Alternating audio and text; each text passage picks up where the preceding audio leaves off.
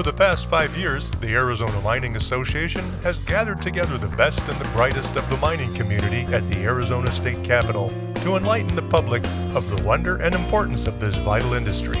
Join the Southern Arizona Business Coalition along with the AMA, the Arizona Rock Products Association, and their sponsors for a quick recap of that event.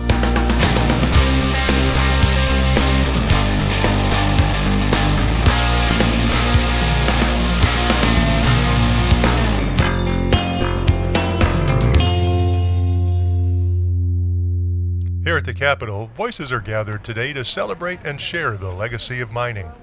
One major voice doing that is the Arizona Mining Association, the organizer of today's event. So what's your thoughts on this industry and what brought you here? Well, I originally moved out to Tucson to work in the aggregate industry, so that was my first step into the mining industry itself. But ever since then, I always wanted to get into the hard rock aspect, and that was what brought me up to Phoenix, and I met Steve Trussell, and he gave me this opportunity. And so really, I just wanted the opportunity to educate people more about the hard rock industry and how it affects their lives and what products it brings into their everyday living situation. Another important voice is the Mining Foundation of the Southwest, which specializes in educational outreach to emphasize the importance of mining. Tom, how many people do you touch during the course of a year with your outreach? The Mining Foundation, our outreach coordinator, Pam Wilkinson, actually gets in front of over 10,000 students and another 2,000 adults as she does her outreach program over the year. She's been an active participant in the Boy Scouts of America. They now have a mining badge, and she helps with that so that more young people can obtain that badge as they're going through the ranks of the Boy Scouts. Truly, mining is the foundation of nearly every aspect of our society. Tom, thanks. Okay. Have a great day. Appreciate you being here. Life today, as we know it, could not exist without mining.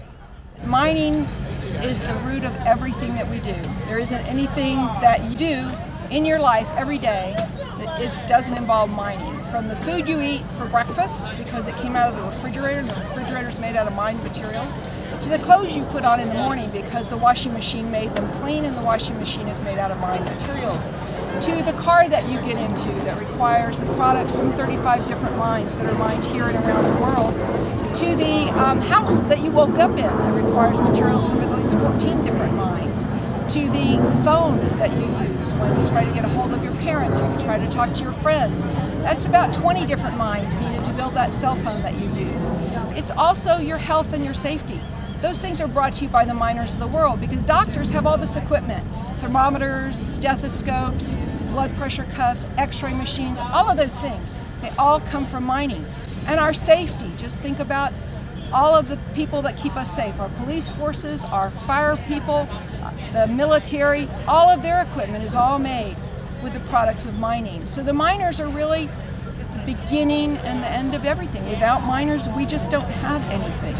State Representative Vince Leach shares similar thoughts. Let me start back at the beginning because I worked in an industry, as I've shared with you, I worked in an industry that depended on mining. I worked in the foundry industry, and if you can't take a product from the ground, and that's where it all came from, Sure. If you don't mine, you can't make things. You can't make bathtubs, you can't make faucets, you can't make farm equipment, you can't make, and now copper.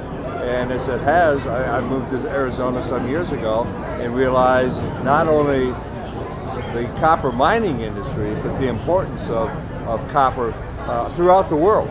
And we have this natural resource here. There's no reason that we can't harvest that resource on a very responsible basis, as we're doing, and go forward and put people to work. And we're going to have to get copper from someplace, and we should get it from right here. Not only does it benefit us globally, but it also provides jobs and taxes that support our communities locally. We're predicted to create about 800 jobs for the state of Arizona.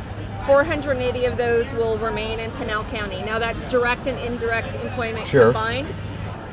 We will generate $3.4 billion in economic activity for the state of Arizona.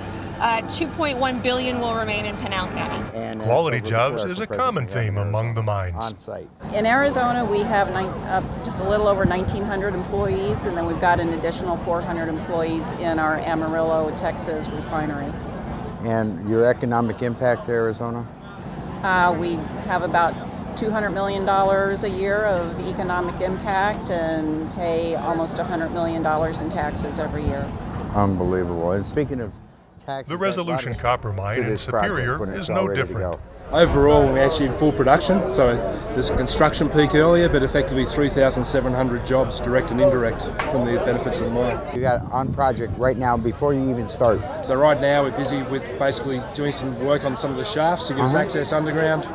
We're also still evaluating the ore body with the drilling, as well as reclaiming the existing site. So right now we have about 400 people on site. Steve Trussell, Executive Director for Arizona Rock Products Association and Arizona Mining Association. That provides how many jobs in this state? Well, what's exciting, over 6,000, great question. But even to projects like this one, Resolution, we've got folks up there working with the cementation group that are in the rock products industry that have ready-mix plants set up, on site and so forth. So rock products are going into mining projects to make us all successful, so that's fantastic. Yeah. Representative Bob Thorpe of District 6 agrees heartily. Well, the state as a whole gets about $4 billion a year of economic impact. 40+ thousand jobs a year. And we have two projects right now. High-paying jobs. I mean, we're not talking, and there's nothing wrong with service industry jobs. Right. But these are jobs that people have a chance to get a better education with, on-the-job training programs, and a better standard of living. And it's provided jobs and education for our families for hundreds of years right here in Arizona. And what about future job opportunities and revenues for the state?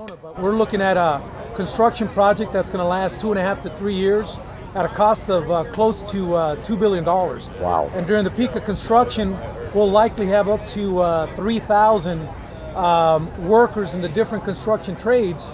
And then once we go into commercial production, we'll hire and employ somewhere in the neighborhood of about 650 people over the course of the 19-year mine life of the project. And we'll be essentially producing about 10% of America's copper, which is pretty exciting. Mining not only supplies jobs directly, but indirectly as well. You can actually measure the amount of material you pick up, provide a very direct position to where it's going. Yes, absolutely. And you know exactly where it's going to be at what time. And I mean, it's become such an evolution of the engineering. And how much of those materials come from the mining industry that you use? Yeah, exactly. Everything, from the copper in the radiator to the steel of the frame and the copper in the wiring, and absolutely. Couldn't do it without mining, so that's ironic. Empire State is Empire Cat here in Arizona. How many people do you employ? Yeah, so we're just shy of 2,000 people. We've been in business since 1950 and in Arizona since '59. And we've got a little over 20 locations across Arizona, southeastern California, and we support about 19 mine properties in the state. But the industry is not just about jobs, it's also about responsibility. Mining takes great steps to be environmentally responsible. So it's a self-enclosed recycling of water to extract the copper, reuse the water, pull the copper out, and make it available to... We do reuse the water. It's a very water efficient facility. So once the copper becomes part of the solution and it goes for processing in the SXEW facility, then we remove the copper using that SXEW technology. The copper cathode is plated. It's similar to plating chrome on a bumper. But then we will take that solution and put it back into the system. Some of it is neutralized and held in a pond. But we do aim to be as water efficient as possible. We wear out the water. In fact, after airlines, mining is the most regulated industry in the nation. What does an environmental manager do, actually? Well, basically oversee just what you said, all the permitting for any of our new projects, maintaining compliance with all the environmental laws and regulations. We've got regulations at both the federal, state, and local level that we have to comply with. So there's a lot out there, a lot of permit conditions, and so just overseeing that and making sure that our operations are environmentally friendly. State Representative Drew Johns. I've toured the Morenci mine many times and the Safford mine many times. It's amazing what they have done to protect the environment. Right. Anybody that says that they need to be monitored more, that they need to do this more, they haven't been to the mine. Right. They don't see the 3-inch plastic that they have with the water runoff. How they protect the environment there. It's amazing what they do, the technology they have. And the revegetation of areas and the riparian areas. You can drive through Globe and see that. Yeah. Jay Famusa, Excelsior Mine, Gunnison Copper Project. Yeah, it's exciting. So once we hear about the final permit, we've got plans in place that we think it's about a 6-month construction period after that. And after that 6 months, then we'll be operating and making copper. Now, is this a testing or is this a fully operational project that you're going to be able to walk right into? Fully operational, Rick. We decided to not go phase it in, but go for full permitting on the full operation. Okay. Concern for the environment is not only true among new mines, but also existing mines as well. How important is that to you and into your company? What value do you put on that environmental responsibility for your region? Well, it's really the core of what we do. I mean, we need to be really extremely mindful of the environment, and it really permeates everything that we do in terms of the mining activities, in dust control and dust suppression as we're blasting and mining and hauling, to crushing, to the flotation process, electrowinning, the air emissions, water extraction that we use for our process, the waste rock disposal and tailings disposal, building sound operations, not only for the safety of our employees, but for the security of the environment around us. Sure. So it really is core to what we do. We're in the business of mining and producing copper, but every aspect of what we do has a strong environmental component, and we're extremely mindful of that. Yeah. So we see the importance of mining to us, to our economy, to our society, as well as the jobs it provides and the environmental responsibility. But what about women in mining and diversity? The kids we saw here today, the importance about what you do, and what does it take to get to where you are. Maybe you could sort of Reader's Digest version. I have to credit just, having an engineering degree opens a lot of doors that wouldn't normally be open. So, getting a good solid technical degree is very important for young people, and then just not being afraid to try something new, to get your hands dirty, to get in there and learn the industry and the processes and the operations is very important. And then, just being able to work as a team towards a goal is all very important. And last year we did the Women in Mining Appreciation event. Yes. And the watching all the young girls around here today get excited about mining, that's got to make you feel good. It does. It makes me feel really good just to see the excitement in all these kids' faces, and looking at the minerals and looking at the machines that we've got here and wondering how they work and what they do. It's really great to see.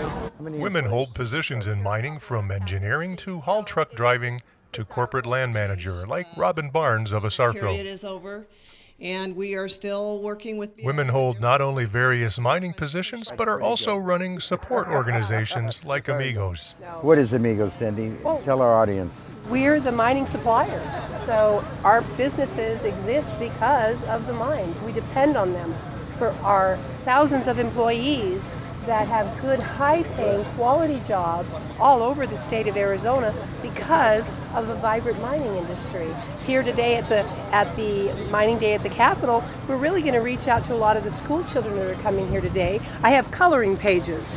So these are all about a camping trip. The things you would need if you're going on a camping trip. And every single thing here would not exist if it weren't for a mine.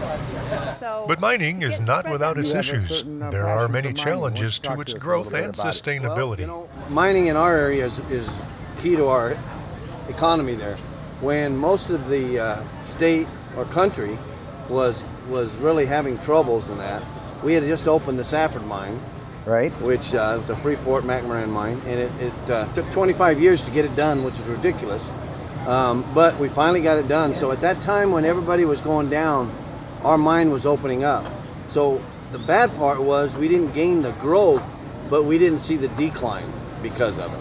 Legislative red tape, locally and nationally, is quite the norm. The congressman's always got some regulatory things coming up. He just finished a visit here with Western Caucus and some members, giving them some information about Western issues, specifically Arizona. We look to have him bring some more congressmen out probably the end of the summer, enjoy what we're doing here, see a little more of the forest industry, mining industry. He took some down to the bottom of Resolution Copper last week, so it was a pretty harrowing. That's a city under there, isn't it? It's amazing. In Arizona, there seems to be no limit to the people who love and support the mining industry. With your help and the help of the Arizona Mining Association, we've got a lot of recognition here at the Capitol. Mining Day at the Capitol, it's a huge turnout, obviously. It's a great economic impact to the state, so it's very positive that state legislators are recognizing this, and you in Southern Arizona are doing all you can to make sure that people in Southern Arizona recognize mining and the impact it has on the economy. Arizona Senator Gail Griffin. What is it about the people of our industry that you really appreciate? They're solid people. They're the economy in our rural communities really depend on our natural resources, whether they be mining, farming and ranching. They're down-to-earth, real people, and the industries are very, very important, not just for our area and my district, but the state of Arizona as well. Mining is not only the foundation, but the gem of our society. It makes our nation strong and independent, but also a partner globally via exports. It benefits everyone, everywhere, every day.